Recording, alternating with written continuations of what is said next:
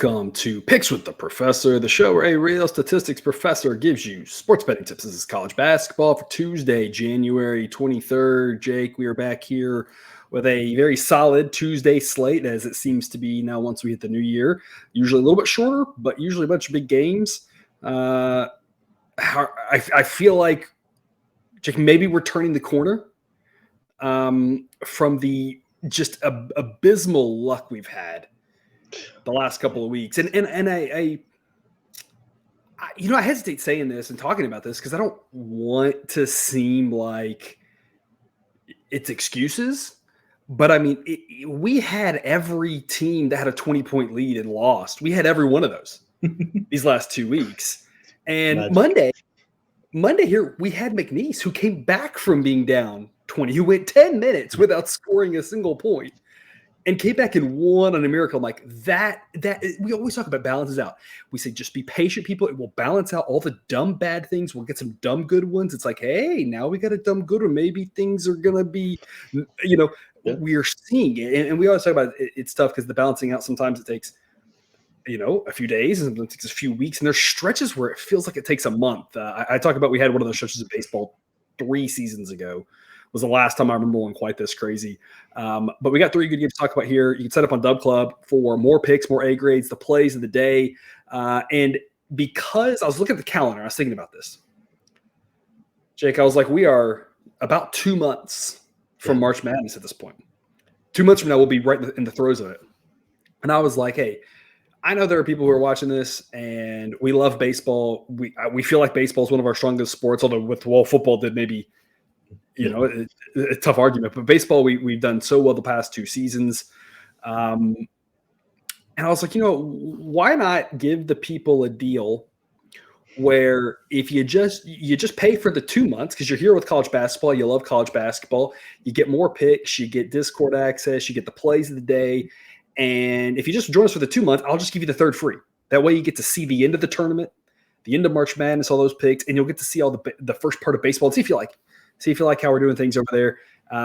So it's a pay for 2, get 3 months. The promo code there is on the screen, 24 CBB3.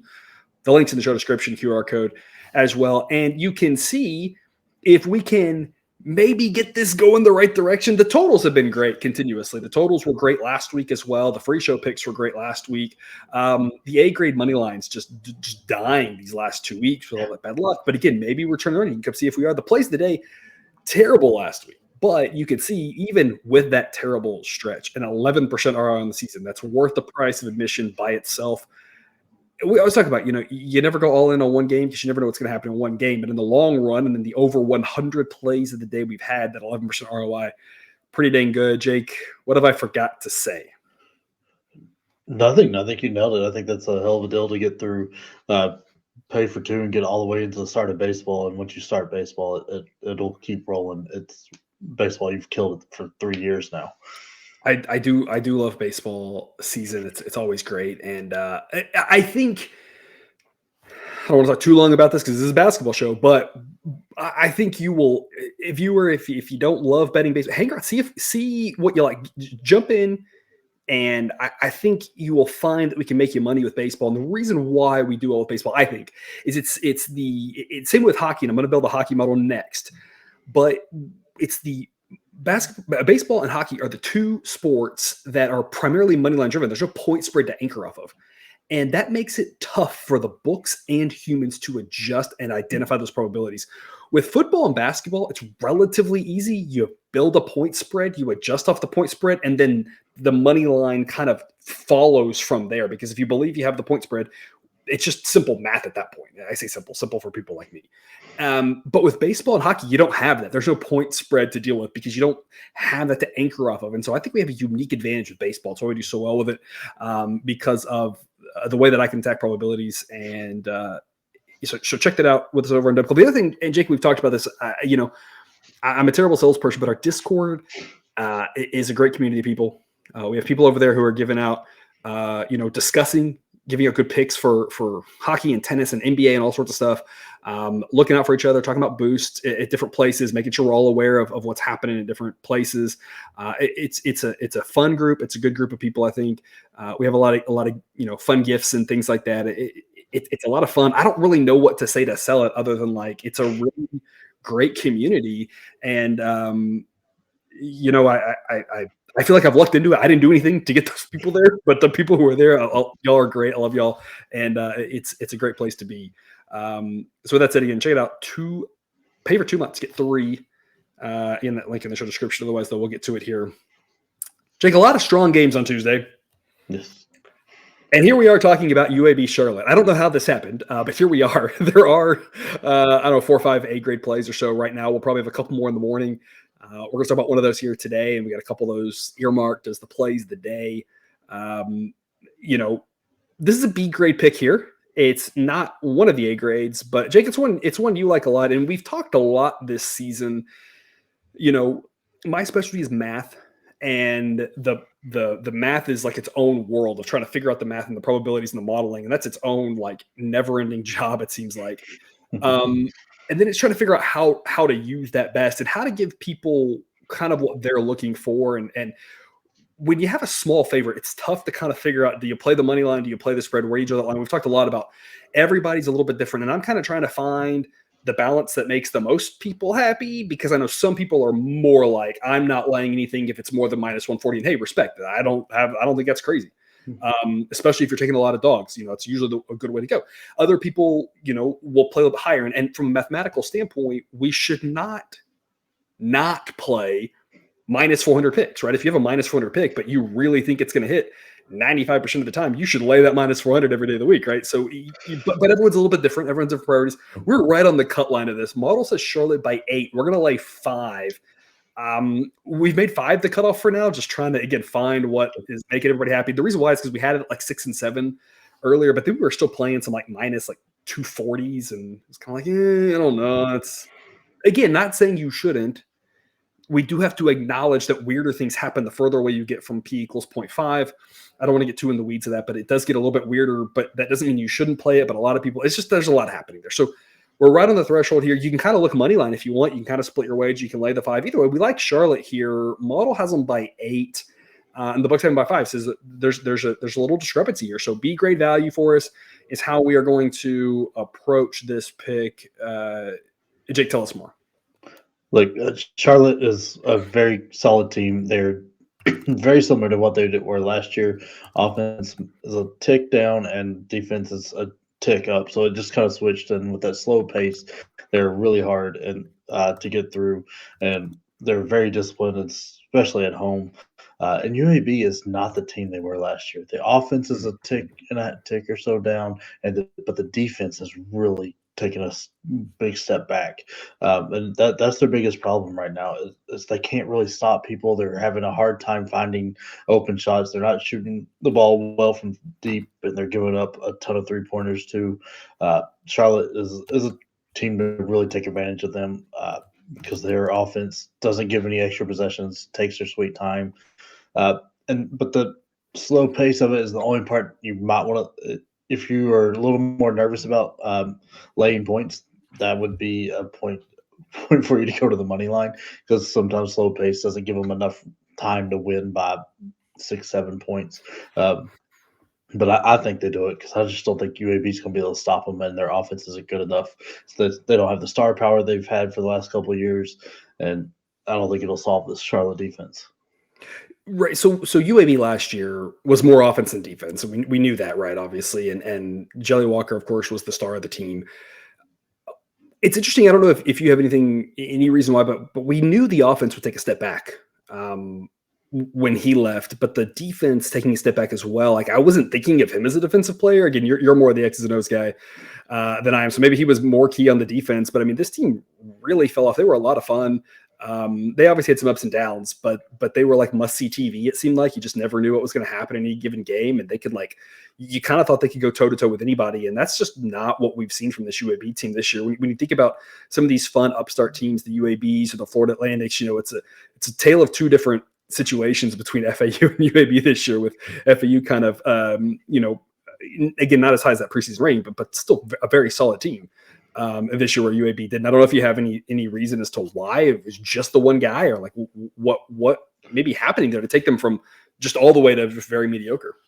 The transfer portal hit him and some graduation besides Jelly Walker, right? Like KJ Buffin did not get enough credit for what he was doing for that team, and neither did Ty Brewer. Those two guys really helped out. I know Eric Gaines is still there, but he really benefited from having a guy like Jelly Walker around, and those other two guys really coming through for him. They're just not as talented of a team. Because they're not playing the exact same, because you can't play an offense that features Jelly Walker without Jelly Walker. Right.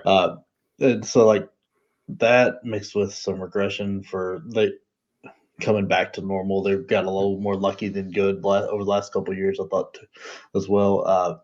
And when you have a guy, a stud like Jelly Walker, and some good players around him, that puts a little extra pressure on the opposing team's offense to score each and every time. And I think maybe that helps out a little bit on the defensive end when guys are trying to make sure they hit the threes when they see Jelly getting on a roll there.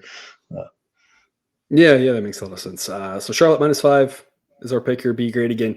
You can look at this money line if you want. I do like laying, 5, 6, 7. Right, those are decent numbers to lay because, in theory, you got multiple ways to get there. They could just run away with it. Light fouls can help you out. If you go to overtime, you're not dead. You're not dead in the water. Like you lay 10. We've all won one of those bets in our lives, but we've probably all only won one of those. We laid 10 and we won in overtime, and we just like thanked our lucky stars, right? So, you're not dead if it goes overtime. So not a bad number to lay here at 5. Be great pick for us there. And then also at the same time, 7 p.m. Eastern, Kentucky and South Carolina.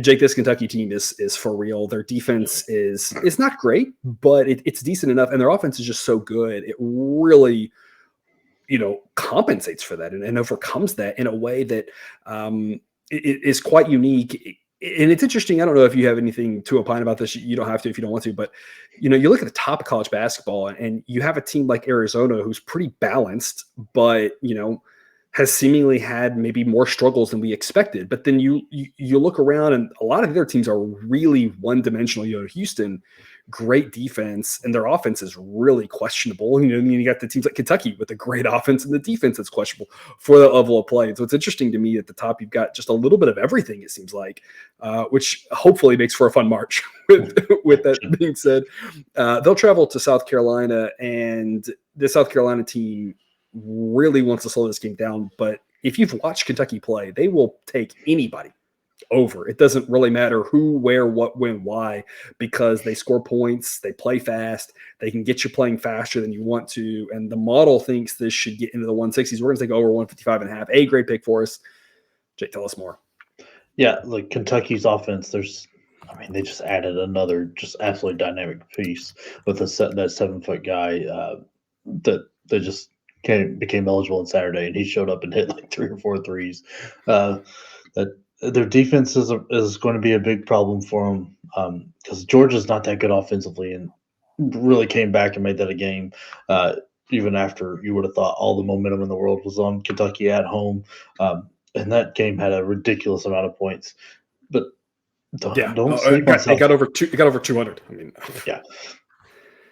Don't sleep on South Carolina as a team. They are very good. Lamont Paris is a great coach. I thought that was an excellent hire when it happened, and he's got them turned around a little bit quicker than I thought, especially at home.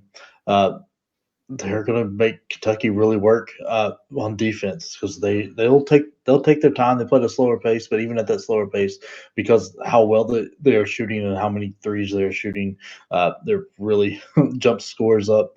They score well into the 70s most games, and I think if South Carolina's in the 70s, Kentucky's probably going to be in the 80s, maybe even 90s with how they play. Even if they are in the 70s, we can still push this over with overtime. I think there's way too many ways this goes over, and it would take a really off night for Kentucky for it to go under.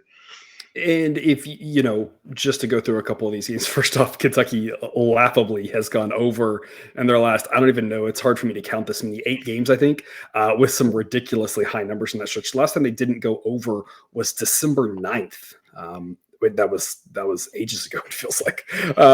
They went over on the road at A&M in their last game. An A&M team that's really struggled offensively, wants to play really slow. It went to overtime, but it was way over in regulation. They went over against Florida. They went over, the total was 170, and they went over.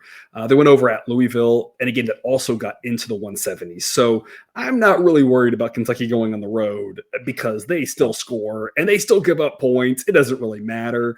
Obviously, this number's a little bit lower than the 170 that was hung against Florida because Florida's going to play a lot faster than South Carolina, right? So we know that even though Kentucky's going to try to speed this game up, we know that Florida was going to shoot earlier in the shot clock than South Carolina is.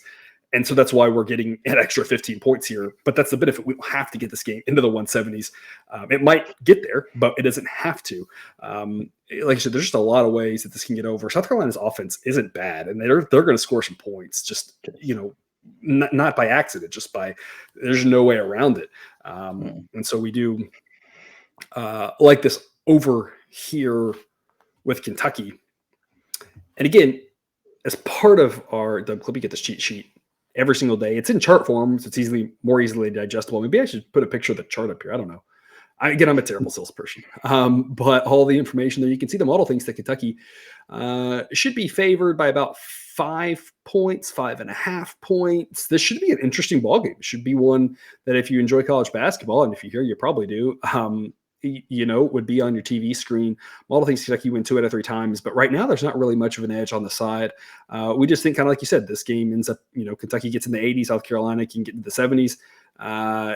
We've seen this last week had the highest number of points in a week this season, and already what was a season that was, breaking records for how many points scored of the last, 20, 30 years, it seems like.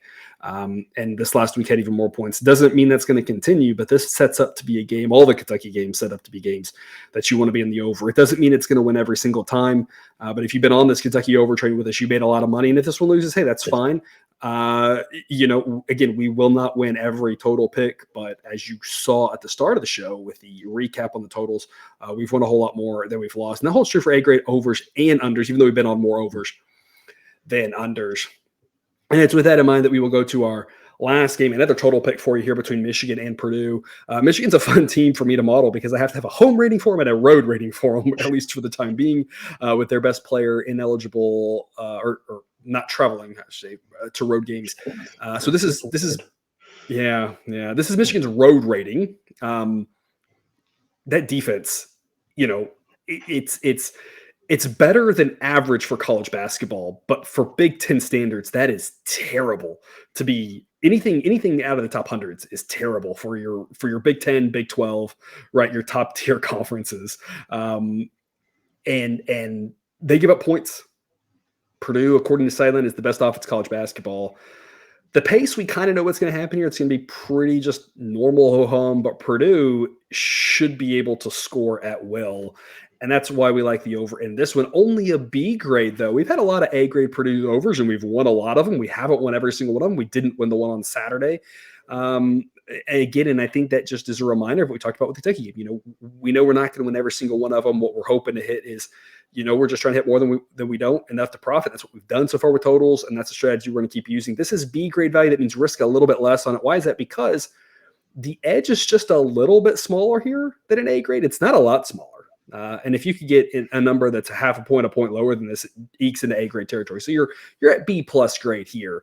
But this is a pretty strong one. I do like keeping it a B grade, though, unless you get a much better number than this, though, just because I feel like there's an off chance Michigan just like, especially road Michigan, just completely collapses. And this game could be like 90-60. That's like my only fear with this game going over. But as we often talk about, if you think about it for any length of time, you should be able to figure out how you're going to lose any single pick. And I feel like that's the way this one loses because Purdue can just name their score. Jake, tell us what your thoughts are. Yeah, that's really it. I mean, Purdue, if they want to, puts up 100 on this game. Michigan's defense is woefully bad, and they give up points like crazy. And then with the faster pace that Purdue's playing at the normal, and Michigan's wanting to play at the same pace, so they can't even make them uncomfortable pace wise. I don't know what you do. They don't have an answer for Edie. And if Fletcher Lawyer is going to shoot 43% from three on the year, that's going to be death for almost everybody. I mean, Braden Smith's above 40%. Lance Jones shoots a ton of them. So, I mean, he's at 35, but they are deadly with that going, because then you can't help on Edie because you've got to guard every 3-point shooter. It's just deadly. And that was their big problem last year, was that they couldn't hit a three. And by the end of the year, and we talked about this a lot, but by the end of the year, they knew they couldn't hit a three. So then they were free to take them, and then it just spiraled because they just were just shell shocked out there. Now, and that was the whole time we were like, man, if they can get a 3-point shooter, that's going to really open up Edie, and just the dominoes start falling in place. And that's what we've seen this year. Yeah, and I mean, Mason Gillis has been amazing off the bench. I know TKR went down last game, but I haven't seen anything that says he's like super hurt or anything, and I don't think that hurts them as bad as what it seems on paper. Because Caleb First is a good player. He'll get better with more minutes, and get more time for Mason Gillis is always good, because that guy is just very, very talented at being where he needs to be. I was going to say, Sideline has Gillis as the better player between the two anyway, even though he's used slightly less. Yeah, he's the points off the bench. He's the sixth man that gives them a little extra scoring out there rather than TKR. But either way, Michigan has got a decent offense. All this to say, decent enough offense, even without their best player traveling, which is the weirdest suspension I think I've ever seen, especially college. But the one thing they do really well is they shoot a high clip from the 3-point line, which is what teams tend to do when Edie's on the floor, because you don't want to challenge a 7'4" guy on a 10-foot rim.